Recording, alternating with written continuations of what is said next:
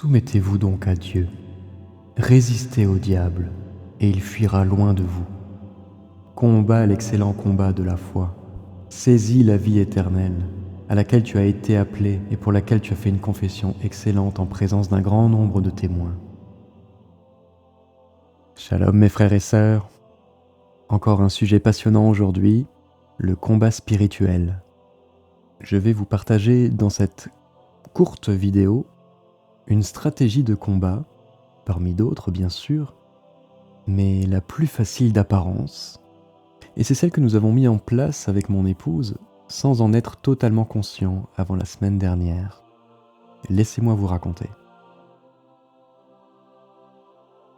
Il y a 2-3 mois de cela, nous étions invités à plusieurs reprises chez des proches ayant en horreur la bonne nouvelle.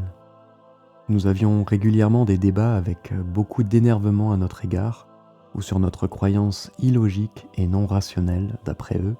Je me suis rendu compte qu'à force, les mêmes questions revenaient concernant Yeshua. Je me disais, c'est pas possible, j'ai déjà répondu 3 fois à ces questions, pourquoi y revenir indéfiniment? Mais à la longue, je me suis résigné à donner mon avis, d'exprimer ou de partager ma foi avec ces personnes en question, m'obligeant à grincer des dents à force d'entendre des hérésies continuelles sur mon rabbi Yeshua.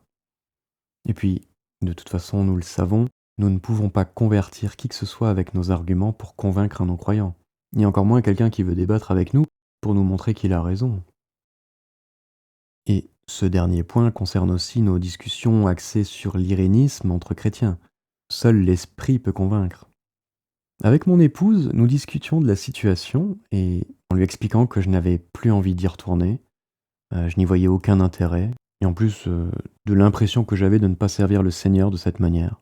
Ma femme m'a tout de même répondu que notre présence à elle seule suffisait et que Dieu s'occuperait du reste qui nous paraît ou qui nous est inaccessible.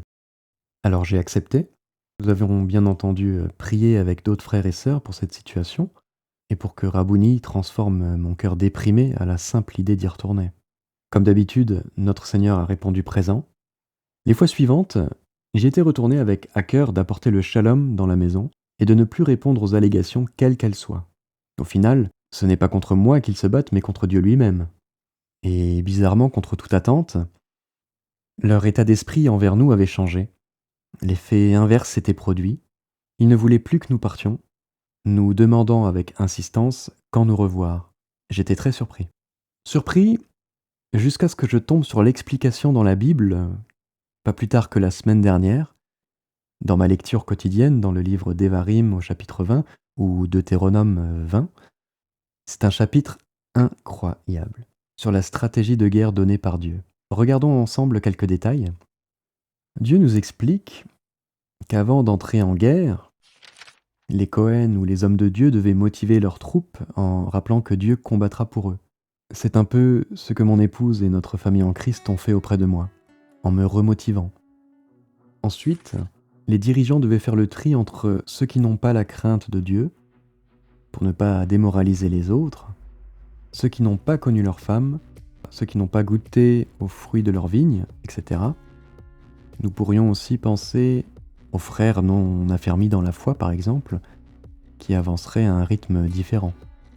Puis, avant d'attaquer une ville, envoyer un traité de paix, comme mon cœur qui était disposé pour rapporter la paix de Dieu par l'attitude.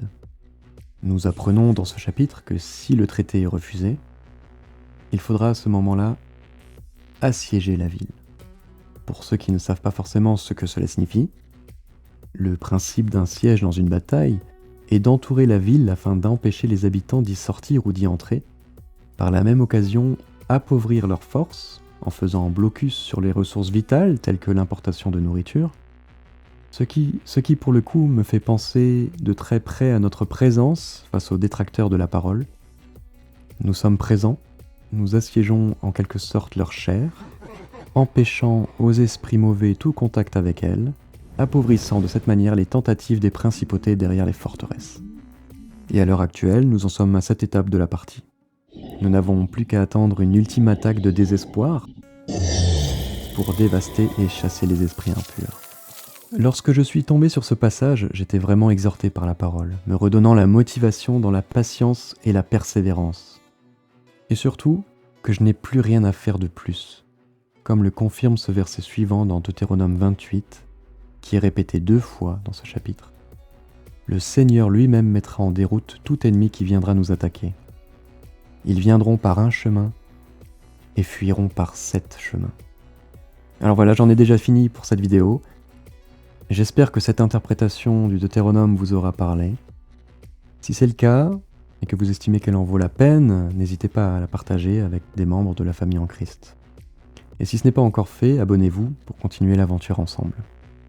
Et maintenant, Seigneur, vois leurs menaces, et donne à tes serviteurs d'exprimer ta parole avec pleine assurance, en étendant ta main pour qu'ils se fassent des guérisons par la foi, des signes et des prodiges par le nom très saint de ton serviteur Yeshua.